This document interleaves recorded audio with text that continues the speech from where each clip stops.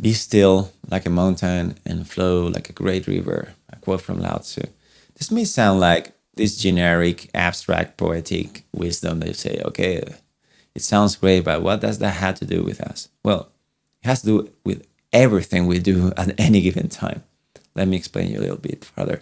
So, for example, the quality of stillness, it is like when you decide to do something good for yourself. I don't know, learn a language, make a trip, and do something healthy for your body. And then you remember how you quit, you bail on yourself.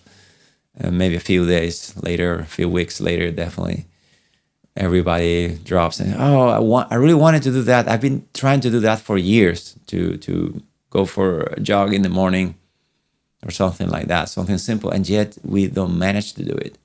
Well, this aspect of stillness represents the clarity, the big picture of your life, where everything is clear and settled. And you understand your priorities because you understand what is good for you in the long term. So your mind doesn't narrows down to, I don't feel like doing that today. No, you are in this huge space, this huge mountain of stillness. There is power, there is peace, there is contentment, there is completion to that. And at the same time, you have to dance around and to do a lot of things. Your mind is going to be active, your body is going to be active. But flowing like a river is specifically highlighting the quality of respecting what's happening instead of just bumping around things and getting this friction that is suffering. That is like, I don't want this to be like this, or things to be like that. Any kind of deep complaining you may have, or this sense that things are not right, it's because we are not flowing. Think about a good moment you had in your life where things were just fantastic. A good day. A good day has a lot of flow. You just wake up in the morning, things seems to be just happening in the right timing, and you are just dancing through your day. That kind of flow. And that kind of flow have to be cultivated. That's where the quote is useful and practical. You need to have a bigger, deeper, transcendental sense to your life with this stillness, this clarity, this long-term, and at the same time, this eternal, the sense of only here and now, presence, space, stillness.